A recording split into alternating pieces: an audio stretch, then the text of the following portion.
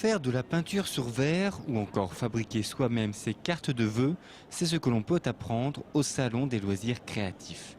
À travers ce terme se cache une multitude d'activités consistant à décorer soi-même ses objets. Là, je suis en train de faire une carte de Noël, voilà, une carte de joyeux Noël. J'en profite du salon pour m'essayer à ça, quoi. Voilà. Surtout des idées. C'est des idées pour les activités manuelles et puis on trouve plein de choses. Donc c'est vrai que c'est super. Je vais finir une carte ici, et avec le support comme ceci. Je vais mettre au milieu de ma carte.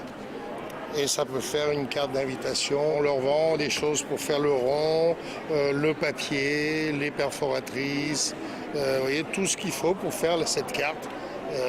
C'est possible de l'avoir ou à l'unité ou en lot.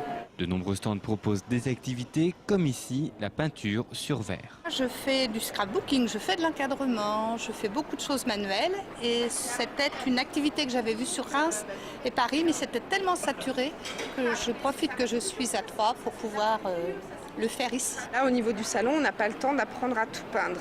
Donc on leur fait coller une technique traditionnelle de serviette en papier. Mais derrière la serviette en papier, il y a 7 étapes.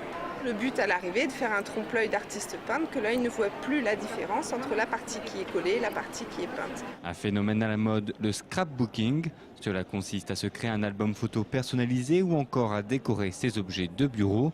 Au cours des 10 dernières années, le marché des loisirs créatifs a augmenté de 9,5%. C'est un secteur qui est très tendance. De nombreux salons se développent sur la France. Et puis il y avait vraiment un potentiel et une clientèle possible sur le département via les grandes enseignes, via de plus petites boutiques. Et puis un engouement qui se voit également par le nombre d'associations en termes de loisirs créatifs. Ce salon est le premier dans le département. Il fermera ses portes dimanche soir.